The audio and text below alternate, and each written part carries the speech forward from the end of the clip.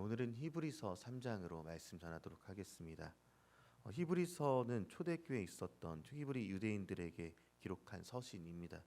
이 히브리인 그리스도인들은요, 유대인이지만 유대교를 등지고 예수님을 믿고 그리스도인들이 되었죠. 그런데 그들은 유대인의 관습을 버리지 못했기 때문에 이방인이라고 불렸던 그리스도인들과 마찰을 빚기도 했었던 것입니다. 문제는 로마의 기독교 박해가 시작되었을 때입니다. 초대교회가 위기에 처하게 되었을 때 그들은 박해를 받지 않고, 그래도 박해를 받지 않고 있었던 유대교로 돌아가려고 했었던 것이죠. 그리고 예수님의 죽으심의 사역, 섬김의 사역을 보기에 약한 모습이다라고 실망을 했던 것입니다. 그러면서 비교하기를 유대교의 강력한 천사와 카리스마 있었던 모세와 계속해서 비교를 하는 것이 예수님과의 비교였던 것이죠. 유대인들이 생각했을 때 예수님의 낮아지심의 사역, 또 십자가에서 죽으신 예수님은 힘이 없어 보였지만 유대교에서 숭배하는 천사 혹은 신비롭고 강력해 보였던 일들을 했었던 모세의 일들을 보면서 이들은 다시 모세 유대교로 돌아가자 이렇게 생각했던 것입니다. 문제는 이뿐만이 아니었습니다. 박해를 당하다 보니까 예배를 몰래 드려야 하고, 그 모습은 유대교에서 정확하게 제대로 제사를 하고 있었던 모습과 비교해 봤을 때 초라해 보이기까지 했었던 것이죠. 소위 말하면 종교성이 얕아 보였던 것입니다. 그래서 그들은 유대교의 화려한 성전과 제사, 대제사장 등을 동경하기 시작했습니다. 이 때문에 이들은 믿음의 초보 단계에 머물러 있으면서 교회 모임에도 소홀하게 되었던 것이죠. 그리고 이 히브리서를 받는 수신자들의 상태를 보니까 마치 현대의 모습과 비슷해 보이기도 합니다. 회사에서는 교회 다니는 사람이란 이유 하나로 은근히 무시하고 따돌리며 수근거릴 때가 있습니다. 가까이 하지 않으려 하고, 다른 종교, 천주교나 불교 등에 대해서 보내는 눈길과는 그런 다르게 손가락질을 하며 우리를 불편해하는 경우들도 있는 것을 보게 됩니다. 그러다 보니까 우리 손에 들고 있었던 성경책은 내려놓게 되고, 식사 기도하는 것도 눈치 보이기까지 되게 됩니다. 그리고 히브리서에서는 바울의 이러한 특징을 갖고 있는 히브리인 그리스도인들에게 예수님의 구원 사역에 대해서 다시 한번 짚고 넘어가고 있습니다. 예수님이 낮아지신 이유가 무엇인지 생각하라라는 것이죠.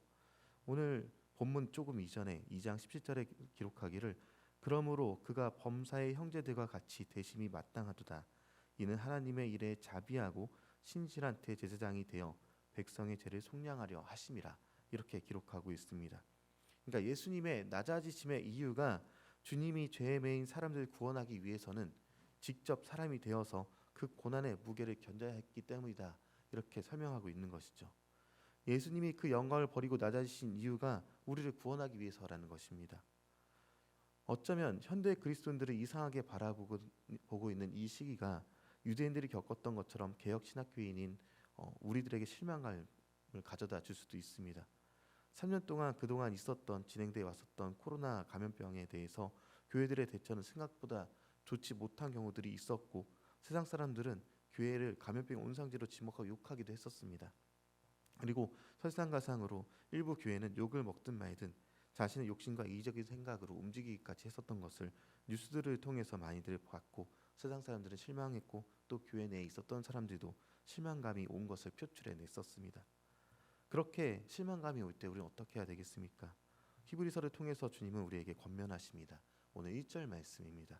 1절 말씀 함께 읽겠습니다. 시작. 그러므로 함께 하늘에 부르심을 받은 거룩한 형제들아, 우리가 믿는 도리의 사도이시며 대제사장이신 예수를 깊이 생각하라. 네, 1절에 예수를 깊이 생각하라, 예수를 깊이 생각하라 기록합니다. 어쩌면 지금 우리 교회들이 처한 상황이요, 내 마음에 드는 상황이 아닐 수도 있습니다. 그럴 때 우리는 예수님을 깊이 생각하게 되기 바랍니다. 초라해 보여도 어쩌면 박해를 받아도, 어쩌면 옛날과 같은 과거의 영광의 모습이 우리 상황 가운데 신앙생활할 때 보이지 않더라도 예수를 깊이 생각하게 되시기 바랍니다. 예수님은 우리의 처한 모든 상황을 아시는 분이시며 또한 신실한 분이십니다. 2절의 말씀도 같이 한번 읽어보겠습니다. 2절 함께 읽겠습니다. 시작. 그는 자기를 세우신 이에게 신실하시기를 모세가 하나님의 온 집에서 한 것과 같이 하셨으니. 아멘. 주님은 우리에게 신실함을 먼저 보여주신 분이십니다.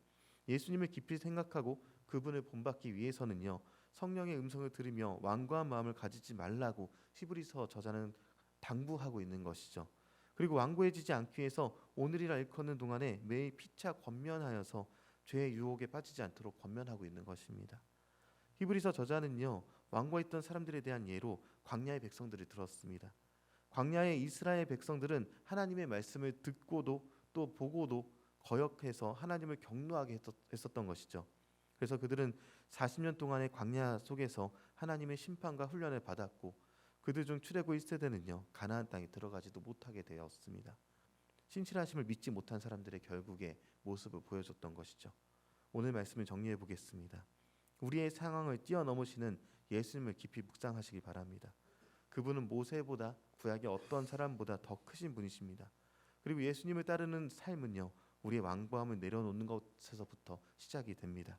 이를 기억해서 예수님의 구원 사역을 깊이 생각한 오늘 하루 되며, 또 우리에게 모든 선한 상황들이 우리를 어렵게 할지라도 예수님을 깊이 묵상하면 아무것도 아님을 알게 되고 주 은혜 가운데 승리하게 됨을 기억하시기 바랍니다. 그 은혜 가운데 승리하는 저와 여러분 되길 소망합니다.